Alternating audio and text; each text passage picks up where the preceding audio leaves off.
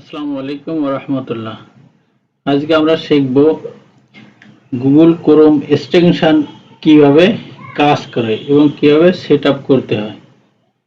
আমরা যারা ফ্রিল্যান্সিং করি তাদের একটা সমস্যা আছে ইংলিশ টু বেঙ্গলি।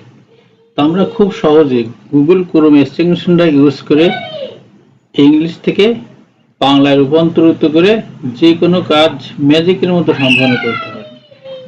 তাহলে আমরা দেখি কিভাবে গুগল ক্রোম এক্সটেনশন আমরা ক্রোমে অ্যাড করব এবং কিভাবে কাজ করে সেটা আমরা শিখব। প্রথম গুগল ক্রোম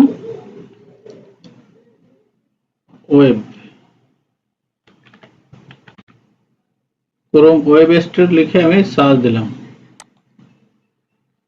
সার্চ দিলে পাচ্ছে কি ক্রোম ওয়েব স্টোর ক্লিক করলাম। এখানে দেখেন ডিসকভারি এক্সটেনশন। তা আমি এক্সটেনশনে যাব, ডাইরেক্ট এক্সটেনশনে না যেয়ে এখানে লিখব গুগল ট্রান্সলেট।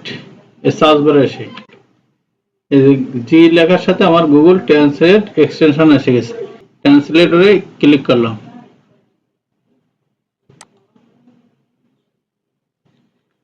এখন ডান কর্নার আসছে কি অ্যাড টু ক্রোমে ক্লিক করে দাও।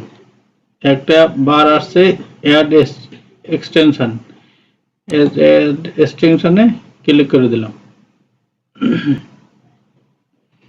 আমার ডান কর্নারের উপর দেখেন এক্সটেনশনটা ডাউনলোড হয়ে গেল। এখন এটি কি করতে হবে? আমার এখানে কোনো দেখা যাচ্ছে না, এই বারে দেখা যাচ্ছে না, এই আইকনে দেখা যাচ্ছে। এই ডান কর্নারের টপ এই আইকনে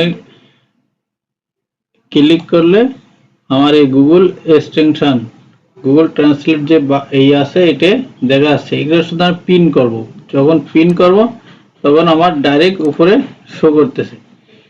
এখনো এর কাজ সম্পূর্ণ হয়নি। এখন আমি কি করব, এই এক্সটেনশন বার এখানে আবার ক্লিক করব। ক্লিক করে থ্রি ডট বাটনে ক্লিক করে অপশনে ক্লিক করব। অপশনে ক্লিক করে এই ইংলিশ টু বেঙ্গলি করে দেব। ইংলিশ টু বেঙ্গলি কোথায়? এই যে বেঙ্গলি করে দিলে এই ইমিডিয়েটলি ডিসপ্লে পপ আপ, এটা অন করে জাস্ট সেভ। আমাদের কাজ শেষ। আমরা এখন এটা কাটিয়ে দিলাম, আবার চলে গেলাম, এখানে চলে আসলাম।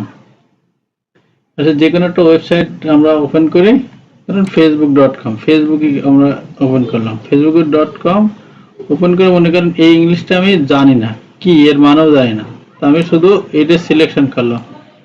সিলেকশন করলে দেখেন ম্যাজিকের মতো আমরা এর পেয়ে গেলাম, এর ট্রান্সলেট পেয়ে গেলাম। আমরা অনলাইনে কাজ করার সময় এরকম আমাদের সব সময় এই এক্সটেনশনটা কাজে লাগে।